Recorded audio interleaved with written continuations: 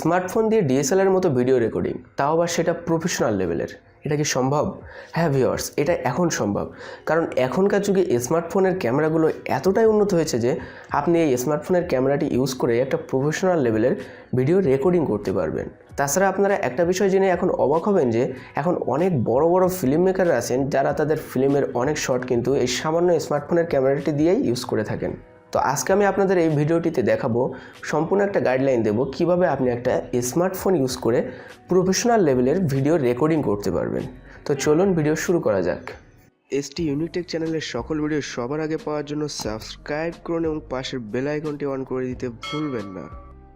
তো শুরুতেই আমি বলে রাখি, এই ভিডিওর লাস্টে আমি 1 মিনিটের একটা ফুটেজ ইউজ করেছি, যে ফুটেজের সম্পূর্ণ শটগুলো কিন্তু একটা সামান্য স্মার্টফোনের ক্যামেরার মাধ্যমে নেওয়া হয়েছে। তো সেটি দেখার জন্য আপনারা অবশ্যই এই ভিডিওটি সম্পূর্ণ দেখতে থাকুন। তো এবার চলে আসি আমি আমার মূল বিষয়ে, যে কিভাবে আপনি একটা স্মার্টফোন ইউজ করে প্রফেশনাল লেভেলে ভিডিও রেকর্ডিং করবেন।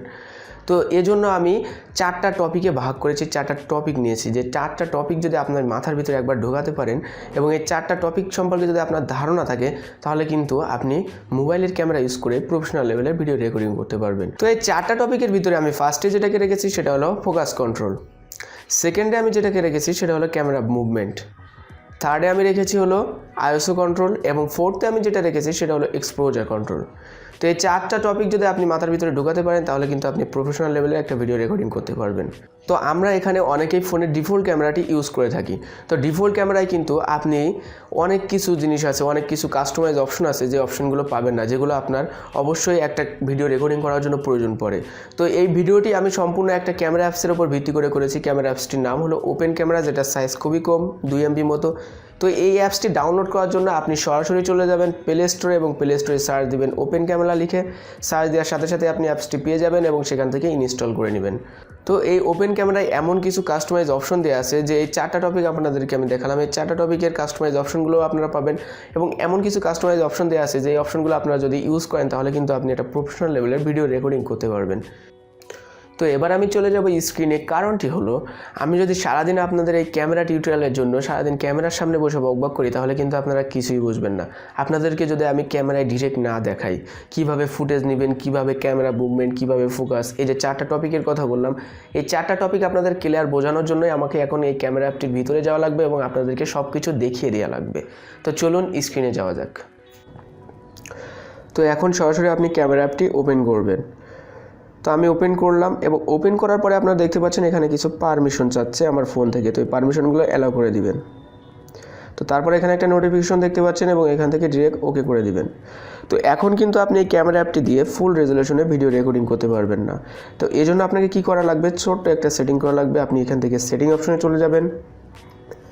সেটিং অপশনে যাওয়ার পরে এখানে নিচে আসবেন এবং ভিডিও সেটিংয়ে চলে যাবেন এবং তারপরে দেখতে পারবেন ভিডিও রেজলিউশন। এখান থেকে আপনার ফোনে যে রেজলিউশনটি দেওয়া আছে, আপনার হার্ডওয়্যারের যে রেজলিউশন, আপনার ক্যামেরার যে রেজলিউশন, সেই রেজলিউশনটি সিলেক্ট করে দিবেন। আমার যেহেতু 1080p ভিডিও রেকর্ডিং করা যায়, সেহেতু আমি এই রেজলিউশনটাই এখান থেকে সিলেক্ট করে দিব। তো এখান থেকে তারপরে আপনি ব্যাকে চলে আসবেন। তো ব্যাকে আসার পরে আমার এখন ফটো মোডটা দেওয়া আছে। তো এখান থেকে আপনি নিচে দেখতে পাচ্ছেন একটা ভিডিও মোডের লোগো দেওয়া আছে। তো এখানে একবার টাচ করবেন। তো টাচ করার পরে আবার একটা পারমিশন চাবে, এখান থেকে অ্যালাউ করে দিবেন।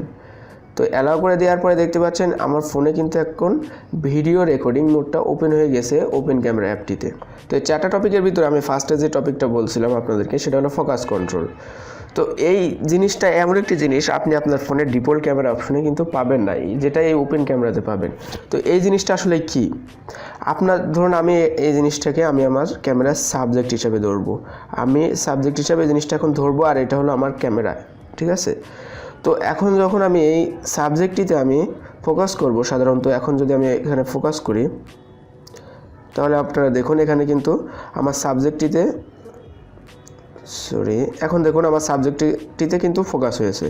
তো এখন যদি আমি আমার এই সাবজেক্টটি নড়াচড়া করি বা নাড়া দিই বা এক সাইডে নিয়ে যাই, তো তারপরে দেখুন হঠাৎ করে দেখুন এই সাবজেক্টটা কিন্তু ব্লার হয়ে গেছে। ওকে, তো আপনি যখন এই সাবজেক্টটা রেখে কোনো শট নেবেন, তখন আপনার শটের ভিতরে সাবজেক্টটা সব সময় ক্লিয়ার থাকবে এবং সাবজেক্টের বাইরে যে অবজেক্টগুলো সেইগুলো সবসময় ব্লার থাকবে। তো আপনি যখন ক্যামেরা মুভমেন্ট করবেন, মুভমেন্ট করতে করতে যদি আপনার সাবজেক্টটা ব্লার হয়ে যায়, তাহলে কিন্তু সেই শটটা পারফেক্ট হবে না। আমি আশা করি আপনাদেরকে বোঝাতে পেরেছি। তো এই অ্যাপটিতে এমন একটি সেটিং দেওয়া আছে, যেই সেটিংটির মাধ্যমে আপনি আপনার সাবজেক্টের যে ফোকাসটা সেটা কিন্তু লক করে রাখতে পারবেন। অর্থাৎ আপনি যখন এই ক্যামেরাটি মুভমেন্ট করবেন তখন কিন্তু আপনার এই সাবজেক্টটা কখনোই ব্লার হবে না, অথবা আপনি যখন সাবজেক্টটা নাড়াচাড়া করবেন বা সেই সাবজেক্টটা নিয়ে আপনি হাতে নিয়ে নাড়াচাড়া করবেন সেটা তো কখনোই ব্লার হবে না, আপনি ফোকাসটা যদি একবার লক করে রাখেন। তো এখন এখান থেকে আপনি চলে যাবেন, এই যে 3 ডট মেনু দেখতে পাচ্ছেন, 3 ডট মেনুতে একবার টাচ করবেন। টাচ করার পরে এখানে আপনারা একটা লকার চিহ্ন দেখতে পাচ্ছেন তালার মতো, এটাতে ছোট্ট করে এফ লেখা আছে, হয়তো এটা ক্লিয়ারলি বোঝা যাচ্ছে না। তো এই লকার চিহ্নতে যদি একবার টাচ করেন তাহলে আপনার ফোকাসটা লকড হয়ে যাবে। তো এই লকটার জন্য আপনাকে আবার একটা কাজ করা লাগবে, সেটা হলো আপনি যে সাবজেক্টটার উপরে ফোকাসটা সবসময় রাখতে চান সেই সাবজেক্টটার উপরে একবার ফোকাস করে নেবেন। তো ফোকাস করে নেওয়ার পরে আপনারা দেখতে পাচ্ছেন এই সাবজেক্টটা এখন ক্লিয়ার আছে।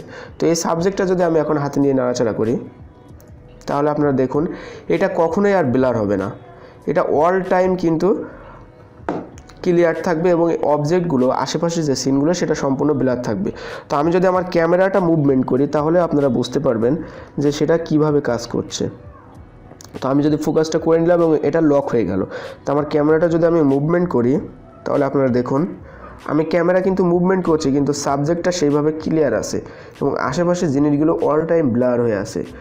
তো আপনি প্রফেশনাল যখন কোনো শট নেবেন তখন যদি এরকম এই ক্যামেরা অ্যাপটি ইউজ করে ফোকাসটা লক করে দেন এবং তারপরে যদি এইভাবে ক্যামেরাটি মুভমেন্ট করেন, স্মুথলি মুভমেন্ট করেন, তাহলে কিন্তু আপনার শটটি অনেকটা প্রফেশনাল লেভেলের হবে। এবং সেকেন্ড আমি যে কথাটি বলছিলাম সেটা হলো ক্যামেরা মুভমেন্ট। তো ক্যামেরা মুভমেন্ট এমন একটা ইম্পর্টেন্ট জিনিস আপনার একটা শট নেওয়ার জন্য, এটা আপনি যদি ক্যামেরা মুভমেন্টটি ভালোভাবে না করতে পারেন, আপনার দেখা যাচ্ছে ক্যামেরা যখন আপনি কোনো শট নিচ্ছেন তখন আপনার হাত নড়ছে, আপনার সাবজেক্টটি অতিরিক্ত নড়ছে, আপনি সেটা ক্লিয়ারলি ধরতে পারছেন না, তাহলে কিন্তু সেই শটটি পারফেক্ট হবে না। তো ক্যামেরা মুভমেন্টের জন্য আপনি একটা গিম্বল ইউজ করতে পারেন, একটা প্রফেশনাল শ্যুট করার জন্য একটা গিম্বল ইউজ করতে পারেন, অথবা আপনার হাত যদি অনেক স্মুথ থাকে, আপনি যদি কোনো শট নেওয়ার সময় আপনার হাতটি না নড়ে তাহলে কিন্তু আপনি খুব সুন্দরভাবে একটা ভিডিও রেকর্ডিং করতে পারেন। তো থার্ড অপশনে আমি যেটা বলছিলাম আইএসও কন্ট্রোল। তো আইএসও কন্ট্রোলটাও হলো একটা ভিডিও রেকর্ডিং করার জন্য অনেকটাই আপনাকে হেল্প করে, এটা হলো লাইটিংয়ের জন্য। তো আইএসও কন্ট্রোলটা করার জন্য আপনাকে চলে যেতে হবে এখান থেকে, যে প্লাস মাইনাস একটা চিহ্ন দেখতে পাচ্ছেন, একটা বড় করে লোগো, তো এখানে টাচ করবেন। তো এই লোগোতে টাচ করার পরে আপনি উপরে দেখতে পারবেন আইএসও, ফার্স্টেই দেখতে পারবেন আইএসও। তো এই আইএসওটি আপনি এখানে দেখতে পাচ্ছেন এই অ্যাপটিতে অটো করা আছে, তো আপনি এখানে চাইলে আইএসওটি কম বেশি করে নিতে পারেন। তো আইএসওটি হলো আপনার ক্যামেরার লাইটিংয়ের ওপর ডিপেন্ড করে। আপনার লাইট যদি খুব বেশি থাকে তাহলে আইএসও সবসময় কমায় রাখার চেষ্টা করবেন, আর আপনি যদি অনেক ডার্ক শট নিতে চান তাহলে আইএসও কমায় রাখবেন, আবার ডার্কের ভিতরে যদি একটু লাইট শট নিতে চান সেক্ষেত্রে আপনি আইএসও বাড়ায় রাখবেন। তো এটা ছিল আইএসওর ছোটোখাটো একটা টিপস। এবং ফোর্থ টিপসে আমি যেটা বলছিলাম সেটা হলো এক্সপোজার কন্ট্রোল। ওকে, তো এই এক্সপোজার কন্ট্রোলও অনেকটাই আপনার প্রফেশনাল শট নেওয়ার ক্ষেত্রে অনেকটাই হেল্প করে এবং অনেকটাই গুরুত্বপূর্ণ একটা জিনিস। তো এই জিনিসটা ঠিক যেভাবে কাজ করে, তো ফার্স্টে আমি আপনাদেরকে জিনিসটা দেখাই, সেটা হলো আমি যদি এই লাইট থেকে, আপনারা এখন দেখতে পাচ্ছেন উপরে আমার লাইট আছে, তো এই লাইট থেকে যদি আমি আস্তে আস্তে নিচে আসি তাহলে দেখুন আমার ক্যামেরার কিন্তু লাইটটা বাড়তে থাকছে। দেখছেন আপনারা হয়তো দেখলে, একটু ভালো করে দেখলে বুঝতে পারবেন আমার ক্যামেরার কিন্তু লাইটটা আস্তে আস্তে বাড়ছে। ওকে, যখন আপনি কোনো প্রফেশনাল শট নেবেন, যখন একটা ভালো কোনো শট নিতে যাবেন, তখন যদি আপনার এইভাবে লাইটটা বাড়ে কমে তাহলে কিন্তু আপনার সেই শটটি পারফেক্ট হবে না। এখানে অনেক লাইট আছে, আমি যদি এখন এই লাইট থেকে আমি আমার উপরের বাল্বের লাইটে যাই তাহলে দেখবেন আপনারা আস্তে আস্তে কিন্তু ডার্ক হতে শুরু করবে, আমার ডিসপ্লেটা আস্তে আস্তে ডার্ক হয়ে যাচ্ছে। আপনি যদি একটু ভালোভাবে নজর দিন তাহলে দেখতে পাচ্ছেন এখানে যত লাইটের দিকে যাচ্ছি তত আমার ডিসপ্লেটা ডার্ক হয়ে গেল এবং লাইটটা ক্লিয়ার বোঝাই দিচ্ছে। এই শটটি যখন আপনি কোনো ভালোভাবে নিতে যাবেন তখন সেটা পারফেক্ট হবে না আপনার লাইট যদি কম বেশি হয়। তো আপনি এখান থেকে যদি এক্সপোজারটা লক করে দিতে পারেন, অর্থাৎ আপনি যখন লাইটে যাবেন তখন লাইটই থাকবে, আবার যখন ডার্কে যাবেন তখন ডার্কই থাকবে। তো সেক্ষেত্রে আপনার এক্সপোজারটা যদি এখান থেকে লক করে দেন তাহলে দেখবেন সেটা কি হয়। ধরুন এখন আমি এই লাইট থেকে আমার সাবজেক্টে চলে যাব যেটা অনেকটাই ডার্কে আছে, তো এই লাইটে যদি আমি এক্সপোজারটা লক করে দিই তাহলে আমি যদি এখন নিচে আসি, ক্যামেরা মুভমেন্টটা নিচের দিকে করি তাহলে দেখুন কি হয়। তো আমি ক্যামেরা মুভমেন্টটা নিচের দিকে করছি, তো এখন আপনারা দেখলেই বুঝতে পারবেন ক্যামেরাটা কিন্তু আর লাইট কম বেশি হচ্ছে না, যেখানে যেমন সেখানে তেমনই থাকছে, কালারটা লাইটটা সেখানে তেমনই থাকছে। তো এখানে দেখছেন এখানে কিন্তু এখন ডার্ক অনেকটাই, সিনটা অনেক ডার্ক। তো এই ডার্ক সিন থেকে যদি আমি আবার লাইট সিনে যাই তাহলে আপনারা দেখবেন লাইটটা কখনোই কম বেশি হচ্ছে না। লাইটে যাচ্ছি আমি, লাইটটা লাইটের মতনই, আবার যখন নিচে আসছি তখন ডার্কটা ডার্কের মতনই থাকছে। তো আপনি এই অ্যাপটিতে আরও একটি ভালো ফিচার পাবেন, সেটা হলো আপনার ফোনের ডিফল্ট ক্যামেরায় কিন্তু আপনি কোনো মাইক্রোফোন ইউজ করতে পারেন না। ডিফল্ট ক্যামেরা যে সফটওয়্যারটা, সেখানে আপনার যদি এক্সটার্নাল কোনো মাইক্রোফোন লাগান তাহলে কিন্তু সেই মাইক্রোফোনটা কোনো কাজে আসবে না। তো আপনি এই ক্যামেরা অ্যাপটিতে ইউজ করে একটা সেটিং আছে, এই সেটিংটা ইউজ করে আপনি এক্সটার্নাল মাইক্রোফোন ইউজ করতে পারেন। তো সেটার জন্য আপনাকে এখান থেকে সেটিং অপশনে চলে যেতে হবে। সেটিং অপশনে যাওয়ার পরে আপনি চলে যাবেন ভিডিও সেটিং অপশনে। তো ভিডিও সেটিং অপশনে যাওয়ার পরে একটু নিচে চলে আসবেন। নিচে আসার পরে এখানে দেখবেন অডিও সোর্স। ওকে, তো অডিও সোর্সে চলে যাবেন এবং এখান থেকে যদি আপনি এই এক্সটার্নাল মিকটা সিলেক্ট করে দেন, তাহলে আপনি এখন এক্সটার্নাল যে মাইক্রোফোনটি ইউজ করবেন না কেন সেই মাইক্রোফোনটি দিয়েই ভিডিও রেকর্ডিং করতে পারবেন এবং সাউন্ড রেকর্ডিং করতে পারবেন। এই ক্যামেরা অ্যাপটির আর একটা খুব পারফেক্ট জিনিস আছে, একটা কোয়ালিটি সম্পন্ন জিনিস, সেটা হলো ক্যামেরার জুম। ওকে, তো জুম তো আপনার ডিফল্ট ক্যামেরায় আছে, কিন্তু এই ক্যামেরার জুমটিতে একটু অন্যরকম, আপনি খুব বেশি জুম করতে পারবেন এবং জুমটা অনেকটা ক্লিয়ার আসবে। তো সেটা করার জন্য এখানে আপনারা একদম নিচে দেখতে পাচ্ছেন জুমের একটা অপশন আছে।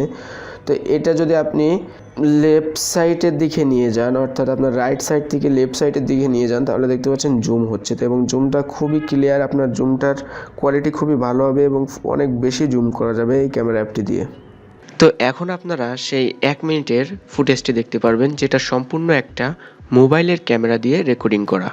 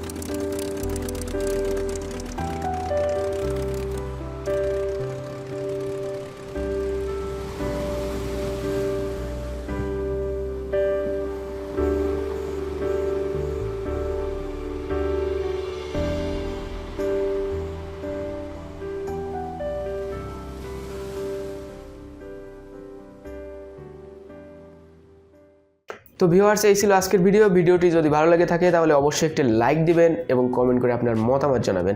আর আপনি যদি আমার চ্যানেলের নতুন দর্শক হয়ে থাকেন তাহলে অবশ্যই কিন্তু সাবস্ক্রাইব করবেন এবং পাশের বেল আইকনটি অন করে দিতে ভুলবেন না। তো আজকে পর্যন্তই, দেখা হচ্ছে অন্য কোনো ভিডিওতে। সবাই ভালো থাকবেন, সুস্থ থাকবেন, খোদা হাফেজ।